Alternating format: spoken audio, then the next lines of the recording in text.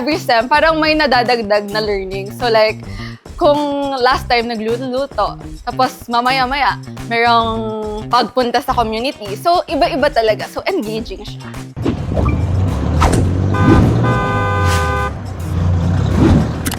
Hello everyone! Ako si Mer. Ako ay isang BS Community Nutrition student mula sa College of Home Economics UP Diliman. So ako yung makakasama nyo ngayon sa kwentuhan natin kung ano ba ang BS Community Nutrition. Kaya ngayon, tara! Samahan nyo ako. So for freshies, marami kayong i-expect first sem pa lang. So like, sa first sem, meron na agad pagluluto. So as we can see here sa food lab, meron tayong mga stoves, meron tayong mga food preparation area. So dito talaga kami nagluluto. Meron din tayong idadagdag ng meal planning, which is yung heart talaga ng nutrition. Kasi yun nga yung nagiging edge natin.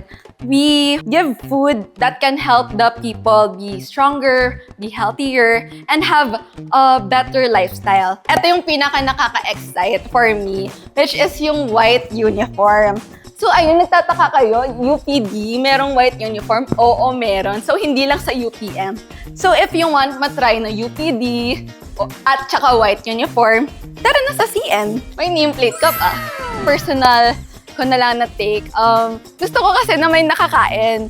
So like, parang fun naman na after mo magluto, dahil sa course mo, meron kang makakain and mati-take out afterward. Yung projects namin currently, so meron kaming project na gumagawa kami ng nutrition education for the mothers. So, tuturuan namin yung mothers paano magluto ng masustansya. Tapos, tuturuan din namin kung paano nila to magagamit sa negosyo. Actually, in-expect ko na ay baka puro magagaling magluto yung mga nandun. Pero like, surprise, parang most kami ay hindi that much nagluluto. So like, natututo lang talaga kami. Pero meron naman talaga yung mga magagaling magluto and mababait naman sila enough to guide us. So after I graduate, syempre kailangan ko muna i-take yung boards para may R&D na ako. Pero for the near future, siguro sa tatlong track na clinical, food service, and community public health, ang pinaka gusto kong tahakin ay yung public health. So, may it be sa policy making or like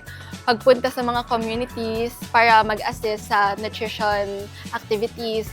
Mas gusto ko dun sa journey na yun. So, personally, ang ginawa ko muna ay sinubukan ko muna magluto kasi yun yung na-identify ko na magiging weakness ko or like point of adjustment. So, sinubukan ko muna para may vibe check na kaya ko ba itong gawin. Tapos, kaya naman, nag-enjoy nga ako. Kaya ayun, may vibe check kami ni CN. So if you're passionate about food and public health, then BS Community Nutrition might be the perfect course for you. So this video is made in partnership with Pan Alpha, an organization that is committed to promoting nutrition and wellness among Filipinos. Once again, I am Mer, and this is Crash Course.